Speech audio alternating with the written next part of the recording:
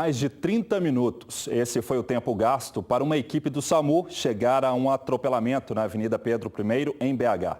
Nossa equipe acompanhou a longa espera e também a falta de conhecimento de atendentes sobre o local do acidente. O acidente foi bem em frente ao Hospital Rizoleta Neves. Um homem bastante ferido, aguardando socorro. O carro bateu nele, ele subiu para cima e caiu no chão. Ele voou? Voou.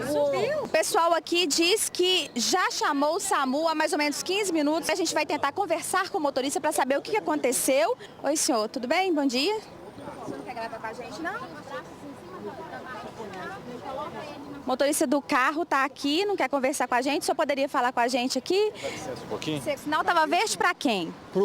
Os veículos, pro automóvel. Pra gente, não. Já faz mais de 20 minutos que o rapaz espera pro socorro e a gente vai ligar aqui de novo para saber se o SAMU chega ou não. Tem um rapaz aqui, ele tá no chão aqui, sentindo muitas dores, em frente ao Rizoleta Neves. O SAMU tá falando que não tem nenhum chamado ainda. E vocês ligaram, não tem?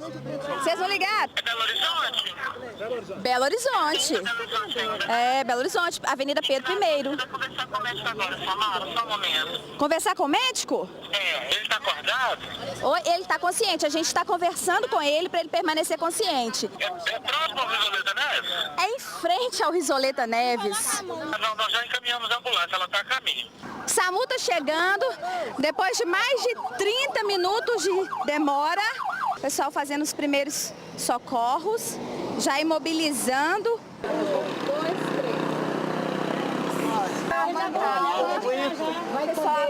O rapaz está sendo encaminhado neste momento para um hospital, até que enfim está sendo socorrido.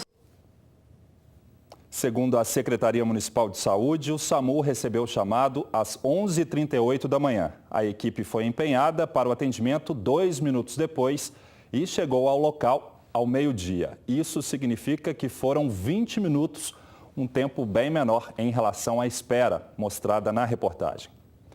Um motorista morreu depois de bater em um poste na BR-040 em Contagem, na Grande BH. O acidente foi perto da Ceasa, no bairro Oitis, sentido capital.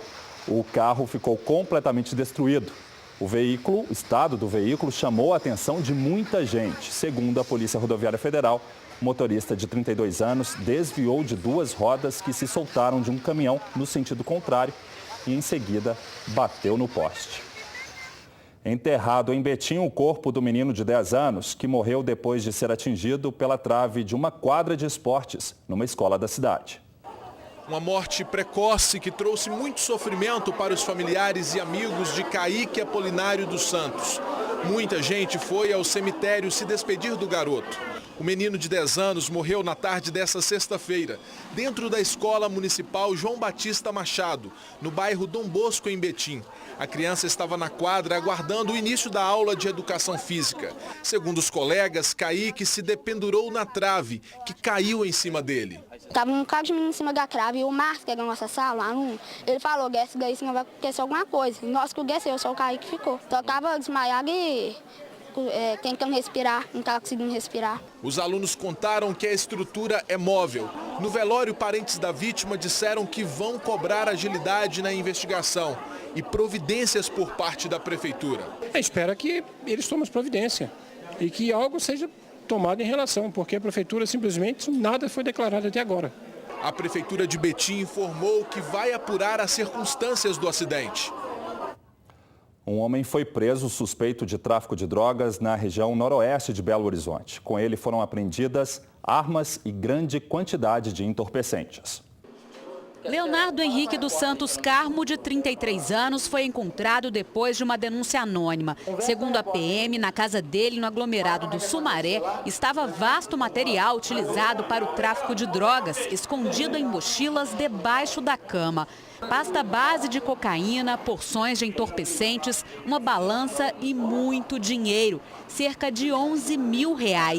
Nessa caderneta, nomes de possíveis compradores que estavam em débito com Leonardo. Também foram encontrados no local essa pistola 9mm de fabricação turca, essa submetralhadora, munição e um radiocomunicador que estava funcionando na frequência da Polícia Militar. Monitorado que o indivíduo, aliás, 02, está com volume na cintura, QSL. Aparentemente, a princípio é armado. A gente acredita que esse material seja do uso dele no aglomerado e que ele seja um dos líderes, um dos chefes do tráfico no aglomerado de Sumaré. Ainda segundo a PM, Leonardo, que tem várias passagens pela polícia, estava sendo monitorado por uma tornozeleira eletrônica até a semana passada. Um jovem foi morto a tiros depois de sair de um baile funk em Santa Luzia. Os suspeitos de cometer o crime ainda não foram localizados. Parentes e amigos de Lucas Cesário Quintão, de 24 anos, aguardavam a chegada do rabecão ao lado do corpo. Abalados, eles não quiseram gravar a entrevista. O rapaz passou a madrugada em um baile funk neste sítio. Testemunhas contaram à polícia militar que a vítima estava indo embora para casa a pé junto com a namorada por esta estrada de terra quando dois homens se aproximaram em um carro prata. Um dos criminosos, que usava touca ninja, desceu do veículo e disparou 16 vezes contra Lucas. Segundo os militares, os bandidos fugiram e ainda não foram localizados. A vítima tinha passagem por roubo. O motivo do crime não foi esclarecido. O número de furtos e arrombamentos preocupa moradores e comerciantes de uma avenida de Juiz de Fora.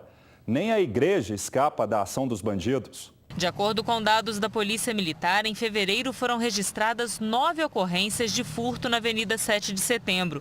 Em janeiro foram 7 registros e em dezembro 10 arrombamentos. Isso acontece na madrugada, quando a gente chega no nosso trabalho, quando a gente chega na loja, depara com a situação, né? Com arrombamento e revira tudo, sai quebrando tudo que tem. É insegurança o tempo todo. Andando pela Avenida 7 de Setembro, a gente percebe um movimento intenso de veículos, mas poucas pessoas caminham pela calçada. As janelas voltadas para a rua, na maioria das casas, permanecem fechadas durante o dia. Na tentativa de melhorar a segurança, este morador instalou esta tela de arame. Na casa do outro lado da rua, ela foi toda cercada também com arame farpado. As medidas inibem a ação de bandidos, mas não as impedem. Nem a igreja de São José ficou livre do arrombamento. O padre acredita que cerca de R$400 foram levados. É bom e ruim ao mesmo tempo. É bom porque a gente percebe onde a gente está vulnerável, né? E aí toma as medidas de providência.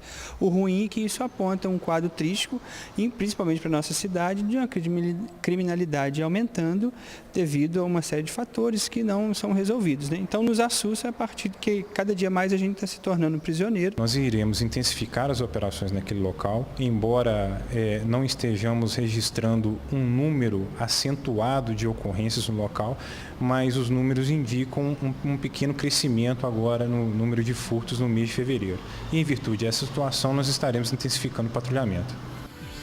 Daqui a pouco, as novidades que prometem aumentar as vendas de ovos nesta Páscoa. Nós voltamos já. O Jornal da Alterosa sempre recebe denúncias de bota fora clandestino. São vários espalhados pela Grande BH. Daniel Henrique, de Ribeirão das Neves, mostra um deles. Como vocês podem ver, esse aqui é o descaso da Prefeitura de Ribeirão das Neves com a população que mora aqui. Para vocês verem, no meio de uma avenida, a Prefeitura faz um bota fora. Para vocês verem, muito lixo, muito foco de dengue. A gente vai na Prefeitura, reclama e nada é feito. Isso é um absurdo que a Prefeitura está fazendo com a população. A Prefeitura de Ribeirão das Neves informou que sabe da existência do Botafora. Inclusive, já realizou diversas limpezas por lá. A administração municipal pediu a colaboração dos moradores para que denunciem caminhões e carroceiros que jogam entulho na avenida. Prometeu ainda que a sujeira será retirada nos próximos dias. Ajude a fazer o Jornal da Alterosa com seu flagrante ou a sua denúncia. O nosso WhatsApp é o 8814-1360, código 31. Mande um vídeo para a gente. Uma árvore de grande porte caiu no bairro Tirol, região do Barreiro, em BH. A árvore interditou parte de uma das pistas da Avenida Nélio Cerqueira, que teve o trânsito desviado. Os galhos atingiram os fios de energia e alguns moradores estão sem luz. Era mais ou menos umas 15 horas, a hora que eu entrei em contato com a CEMIG, eles perguntaram se tinha fio partido, porque eles davam prioridade, né? E falou que até umas 19 horas iam aparecer, ou talvez antes. Até agora nada, estamos sem luz desde as 3 horas da tarde. Chovia forte no momento da queda. 25 minutos de chuva, muito forte, com granizo. E assim, enxurrada na rua de baixo aqui, entrou até dentro do salão, dos lugares mais baixos, né? Aqui virou um rio. A gente observa aqui que a raiz está totalmente podre, infestada de cupins. Olha só a quantidade. Na avenida, há outras árvores da mesma espécie. O receio dos vizinhos é de que elas também estejam com a raiz comprometida. A preocupação maior é a prefeitura vir cá para analisar essas árvores, porque essa aqui já teve 2 batidas de carro nela, ela já balançou. Aí com o vento que teve hoje, a árvore caiu. A previsão da CEMIG é de que a luz seja religada até às 10 da noite. Parte do teto do setor de atendimento a politraumatizados do Hospital João 23, em BH, desabou no fim dessa tarde. O problema pode ter sido provocado pelo rompimento de um cano que não aguentou a vazão da água por causa da chuva. Ninguém ficou ferido. Bombeiros foram orientados a encaminhar os pacientes para outras unidades. E o Minacentro já está pronto para receber eventos. A liberação foi feita neste sábado pelo Corpo de Bombeiros, depois de uma vistoria no principal auditório. O local estava interditado depois que uma infiltração provocou o risco de queda do teto de gesso. Uma formatura foi cancelada por causa do problema. Já estava tudo preparado para a cerimônia. Diplomas, balões, flores. Os formandos da turma de Direito da FUMEC chegavam para a festa quando receberam a notícia de que não haveria mais a colação de grau.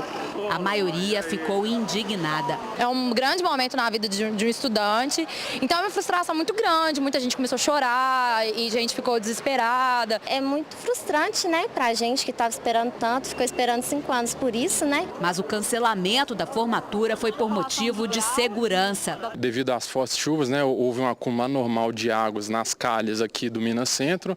Essas águas passaram por um vão que existe nas telhas, né? Veio atingir as placas de gesso que cobrem aqui o auditório do Minacentro. Nesse vídeo gravado durante o temporal na tarde dessa sexta-feira, dá para ver como ficou o local. Parecia uma cachoeira descendo do teto do Minacentro. Nesse outro ponto, a água caía pela lâmpada. 2 placas de gesso no teto do Teatro Topázio, que tem capacidade para 1.750 pessoas, ficaram encharcadas, assim como parte do carpete. As poltronas de uma das laterais do auditório foram isoladas. Como havia risco de queda das placas de gesso, o evento foi cancelado. Se trata de pessoas, né? Não tem como colocar 1.750 pessoas lá dentro, né? Por menor que seja o risco, o Minacentro não vai fazer isso. Ainda de acordo com a gerente, apesar da chuva ter acontecido no início da tarde, a vistoria do Corpo de Bombeiros só terminou pouco tempo antes do evento. Por isso, não foi possível avisar aos formandos com antecedência sobre o cancelamento da formatura. O esforço é de, entre hoje e amanhã, buscar condições físicas e estruturais para a realização do evento sábado e domingo. E, naturalmente, nós já temos o dia de quarta-feira por todo ocupado, que já seria exatamente para aqueles que não participaram da antecipada, da oficial, e nós buscaremos outras alternativas. E o mau tempo provocou vários transtornos durante o dia para os passageiros no aeroporto em Confins, na Grande BH. O terminal chegou a ficar fechado por 2 horas.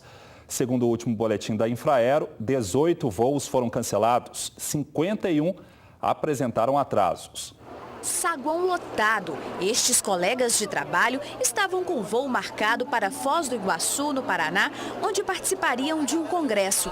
A decolagem seria às 7 da manhã, mas às 10 eles ainda estavam no aeroporto.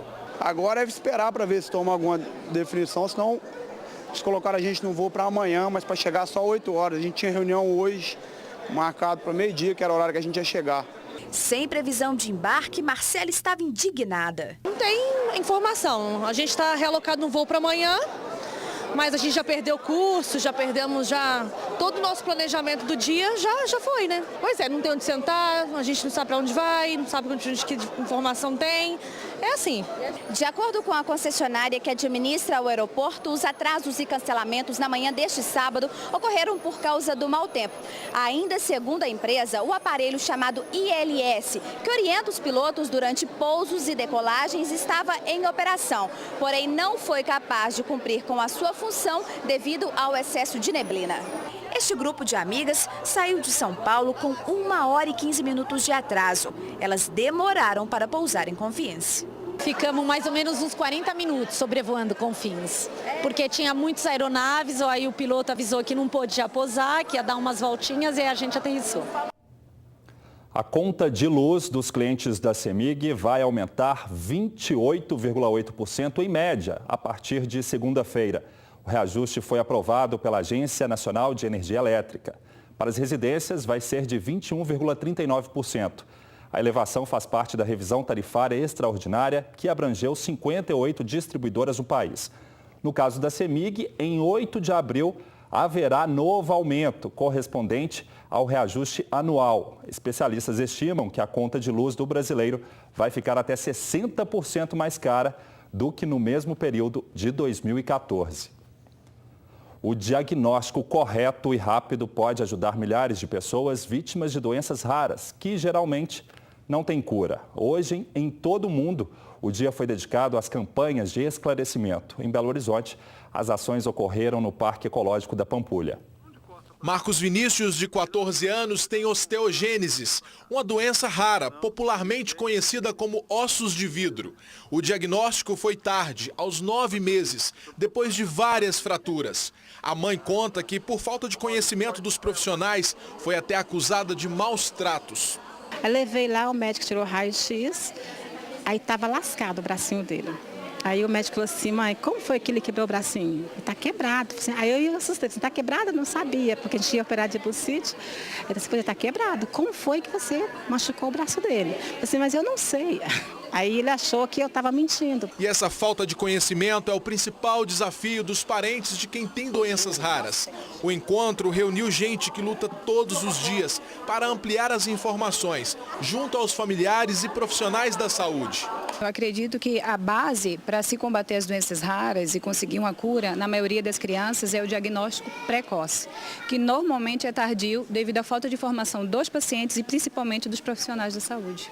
Segundo a Organização Mundial de Saúde, hoje são aproximadamente 8 mil doenças raras, que atingem cerca de 5% da população. 80% dos casos de origem genética. O filho de Lélia nasceu com deficiência na produção de hormônios. Ainda bebê, ele apresentou vários sinais que não foram notados pelos médicos. A criança sai do hospital vacinada. Ele teve uma reação a BCG muito feia, violenta, e ninguém se deu conta de que aquilo era um dos sinais da imunodeficiência primária. Outro, ele teve cândida na garganta. Levei mais de 30 dias tentando curar isso e ninguém me disse que isso era um dos sinais da imunodeficiência primária. Para evitar situações assim, a AFAG, a Associação dos Familiares, Amigos e Portadores de Doenças Graves e Raras, espera que a política nacional voltada para este tipo de paciente seja colocada em prática. Cabe agora os estados, os municípios se adaptarem a essa política e criarem os grupos, né, com várias áreas, né, com diversidade de psicologia, nutrição, fisioterapia, neuropediatria, geneticista, para que eles possam estar atendendo essa demanda e assim facilitando a vida dessas crianças, né, diminuindo esse sofrimento e esse desgaste emocional.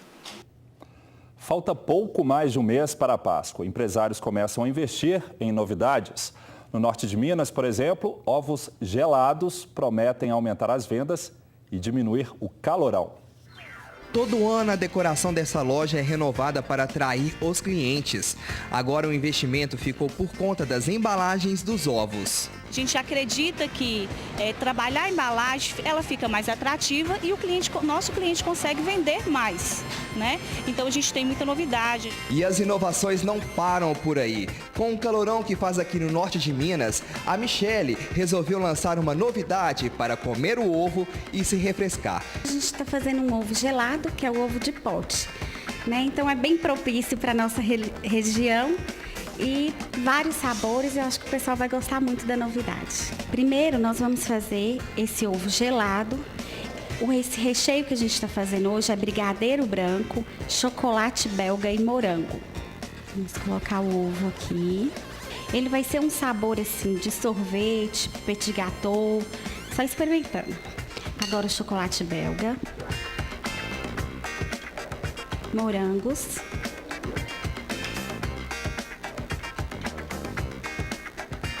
O importante é a gente servir ele bem geladinho, se não congelado mesmo, tá, gente? Esse aqui já são os ovinhos prontos pra gente finalizar. E tá pronto. A edição deste sábado termina aqui. Boa noite e um ótimo domingo para você.